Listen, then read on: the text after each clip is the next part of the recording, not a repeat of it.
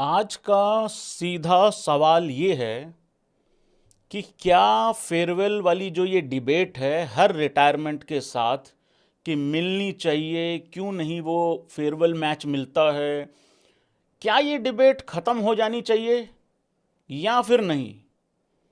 क्योंकि ऐसा पहली बार नहीं हुआ है और ये भी तय है कि ऐसा आखिरी बार भी नहीं हुआ है।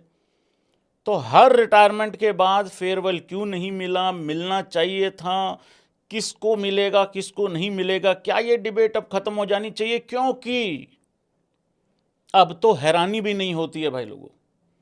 क्या इसमें बीसीसीआई गलत है? क्या इसमें प्लेयर्स की भी गलती है? क्योंकि उनको भी ये नहीं पता लग पाता है कि मेरा राइट टाइम, करेक्ट टाइम आ चुका है। कुछ ऐसे भी एग्जाम्पल्स हैं, एक एक करके करेंगे बात। क्योंकि देखो, बात सीधी और सिंपल है। विराट कोहली रिटायर हुआ, भाई हम लोगों ने झेल लिया। रोहित शर्मा रिटायर हुआ, तुम सब ने उसको सह लिया। आज पुजारा चला गया, उससे पहले अश्विन चला गया। लेकिन अगर कहीं भरत जी ने डिसीजन ले लिया ना रिटायरमेंट का, भाई साहब सरकारें हिल जाएंगी। अमेरिका अमेरिका नहीं, अमेरिका तक असर पड़ेगा। इकोनॉमिक पे कहीं ना, इकोनॉमी पे फर्क पड़ेगा भाई लोगों, कहीं ना कहीं। बस भरत जी कहीं कोई गलत कदम ना उठा लें भाई लोगों। मेरा दिल इस वजह से धड़क रहा है थोड़ा थोड़ा सा। हालांकि लोग कह रहे हैं भैया रहाने अगला है जाने वाला। भाई आता हूं मैं, एक एक पे आता हूं, मुझे थोड़ा सा टाइम दे दो। स्वागत है भाइयों, सब भाइयों का। वीडियो को लाइक करते जाओ, चैनल को सब्सक्राइब करते जाओ। माहौल कितना ही सीरियस हो, बकायती नहीं रुकनी चाहिए है जिंदगी का, बस एक ही मकसद होना चाहिए भाई लोगों। देखो, मैं आज थोड़ा सा जल्दी आ गया हूं, यही बात हमारे भाई लोगों को यकीन नहीं होती है। चेतेश्वर पुजारा भाई लोगों आज रिटायर हो गया। चेतेश्वर पुजारा ने पोस्ट डाली और उसमें एक लाइन बड़ी जबरदस्त थी, हर अच्छी चीज का अंत होता है। पर मेरा सवाल यह है कि क्या ये अंत आज हुआ, या ये अंत 3-4 दिन पहले हो गया था, या ये एक्चुअली अंत 2023 के WTC फाइनल खेलने के बाद ही हो चुका था? देखो, कुछ ऐसे एग्जाम्पल हैं, जैसे रोहित शर्मा के साथ जो हुआ BGT में। मेरा उस टाइम पे एक विचार था, चौथे टेस्ट मैच खत्म होने के बाद, कि रोहित शर्मा को 5वें टेस्ट मैच खेलना चाहिए और रिटायरमेंट अनाउंस करके खेलना चाहिए। कुछ लोगों को यह बात बुरी लगी। उसका मतलब एक था कहने का, मैं रोहित शर्मा को घर बैठे रिटायर होने नहीं देना चाहता था। विराट कोहली का तो मैंने सपने में भी नहीं सोचा था कि वो अभी रिटायर हो जाएगा टेस्ट से। वो तो मुझे लगता था कि WTC खेल के जाएगा 2027 वाला भी। लेकिन पुजारा के केस में भी मैंने कई बार ये बात बोली है, टाइम टू टाइम ये बात बोली है कि यार 2023 का जब WTC फाइनल हुआ और उस फाइनल में जो परफॉर्मेंस थी वो हम हार गए। क्योंकि देखो, एक बात समझनी पड़ेगी, चेतेश्वर पुजारा जैसे प्लेयरों के लिए ना भाई लोगों, WTC ही जो है वो वर्ल्ड कप की तरह है। उनके लिए वही वर्ल्ड कप है, वही T20 वर्ल्ड कप है, वही वनडे वर्ल्ड कप है। तो अगर एक एटलीस्ट WTC फाइनल जीत लिया जाता तो पुजारा की फिर रिटायरमेंट और ज्यादा आसान हो जाती। लेकिन हो सकता है चेतेश्वर पुजारा के मन में भी सेम उसी तरीके की अधूरी कहानी रही होगी, जैसे कि 2023 वनडे वर्ल्ड कप हारने के बाद रोहित शर्मा के दिल में है कि यार मैं 27 का वनडे वर्ल्ड कप खेल के जाऊंगा और जीत के जाऊंगा। शायद रहा होगा पुजारा के मन में भी, यार ठीक है, मैं वो फाइनल नहीं जिता पाया या उसमें फाइनल में मैं परफॉर्मेंस नहीं दे पाया, शायद अगले में दे दूं। लेकिन अगले में क्या हुआ, अगले में टीम इंडिया भैंसियां क्वालिफाई ही नहीं करी। तो भाई फिर तो देखो ऑलरेडी लेट हो ही चुका था। लेकिन मेरे हिसाब से, मेरे ख्याल से पुजारा का एक्चुअली गेम खत्म हो चुका था जब बॉर्डर गावस्कर ट्रॉफी का स्कोर अनाउंस होता है। वहां पे एकदम क्लियर कट हो चुका था। चीख चीख के सेलेक्टर चिल्ला के, ऑलमोस्ट चिल्ला के, लगभग चिल्ला के बता चुके थे कि ये पुजारा रहाने को हम लोग नहीं लेंगे। और इसमें रहाने को भी साथ में ही इंक्लूड करके बोल रहा हूं भाई लोगों। रहाने की रिटायरमेंट अभी अनाउंस नहीं करी है, रहाने ने रिटायरमेंट अनाउंस नहीं करी है। लेकिन कायदे से तुम उसको अनाउंसमेंट ही समझो, क्योंकि अब कहाँ चांस मिलेगा, कैसे मिलेगा, बहुत मतलब अब इस पे डिबेट करते हुए भी थोड़ा सा लगता है कि यार क्या बिना मतलब की बात कर रहे हो, बिना मतलब की डिबेट कर रहे हो। तो ये वाली चीज है। तो पुजारे रहने का भाई गेम ऑलरेडी काफी देर से खत्म हो रखा था। हाँ, आज फाइनली ऑफिशियल हो गया है, ये बात बिल्कुल ठीक है। अब इसमें ये बताओ जरा स्पैम करके, क्या यहां बीसीसीआई की गलती है या यहां प्लेयर्स की गलती है? क्योंकि यहां प्लेयरों का नाम गिनना चालू करो। ऐसा थोड़ी है कि सिर्फ पुजारा को फेयरवेल मैच नहीं मिला है। आप प्लेयरों के नाम गिनने चालू करो, इतनी लंबी चौड़ी लिस्ट है कि वो खत्म ही नहीं हो रही है। एक प्लेयर गलत हो सकता है, 2 प्लेयर गलत हो सकते हैं, 3 गलत हो सकते हैं, मान लिया भाई, मान लिया रोहित शर्मा को शायद रियलाइज नहीं हुआ बॉर्डर गावस्कर ट्रॉफी में, मान लिया पुजारा को 2023 के बाद रियलाइजेशन नहीं हुई कि मुझे ये नहीं लेंगे, हो सकता है रहाणे को भी अभी तक रियलाइज ना हुआ हो, और अगले हफ्ते 10 दिन तक अगर रहाणे की भी अगर आ जाती है रिटायरमेंट तो कोई बहुत ज्यादा हैरानी की बात नहीं है भाई। मान लिया कि भाई अश्विन ने थोड़ी सी हो सकता है जल्दबाजी कर दी, हो सकता है घर पे रिटायर हो सकता था वेस्ट इंडीज के टूर पे, जब वेस्ट इंडीज आ रही है घर पे खेलने, वो सारी चीजें हैं। लेकिन इतने के इतने सारे के सारे प्लेयर कैसे गलत हो सकते हैं?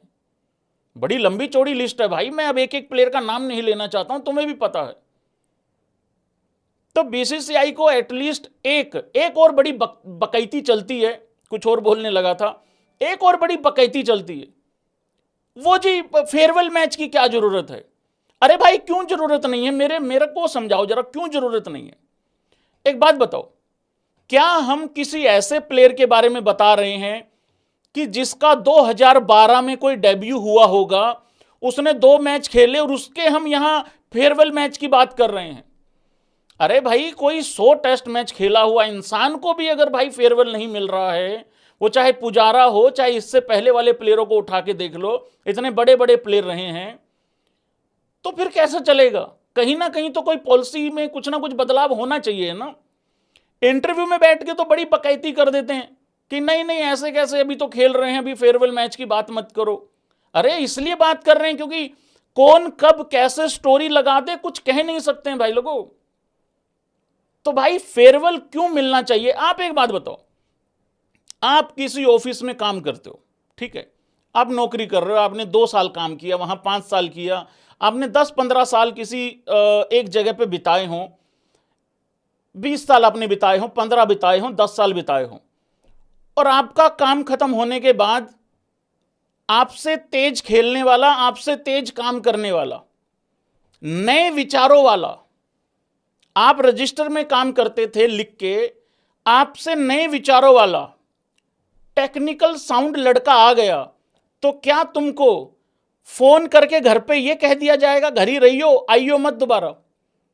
हाँ, वहीं से ईमेल वगैरह कर दे, अरे भाई मैं आऊंगा, मैं रिटायरमेंट लूंगा, मैं अपना आखिरी बार अपने जो साथी हैं मेरे, मैं उनके साथ सेलिब्रेट करके जाऊंगा टाइप। इस वजह से फेयरवेल जरूरी होती है।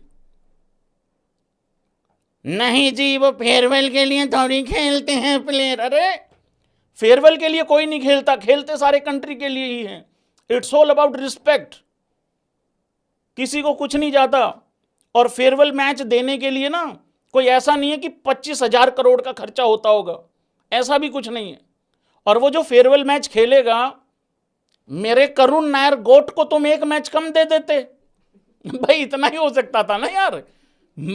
मैं कोशिश कर रहा हूं बहुत ज्यादा आज सीरियस रहने की। आप चेतेश्वर पुजारा को 1 मैच दे देते, आप एक पॉलिसी बना दो कि भाई कोई प्लेयर घर बैठे रिटायर नहीं होगा।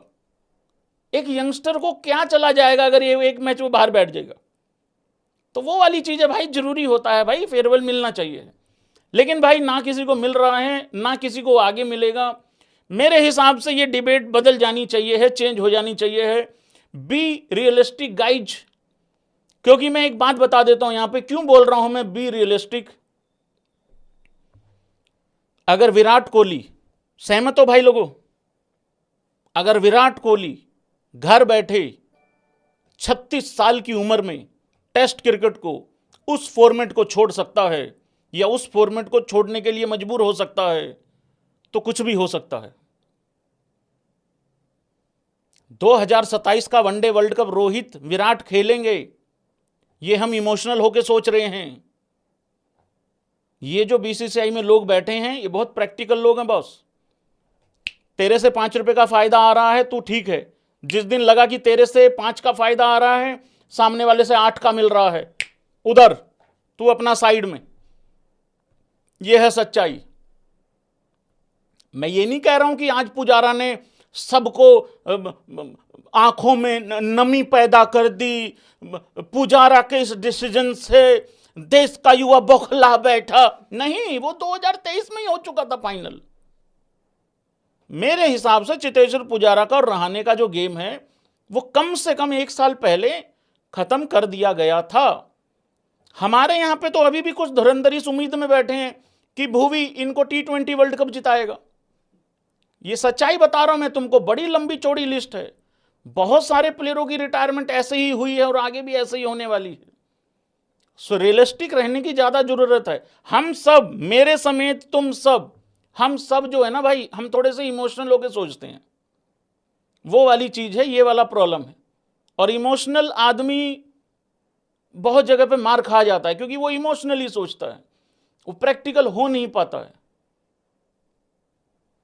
अब यही सारी चर्चा हम एक दिन और करेंगे जिस दिन रहाणे की रिटायरमेंट आएगी।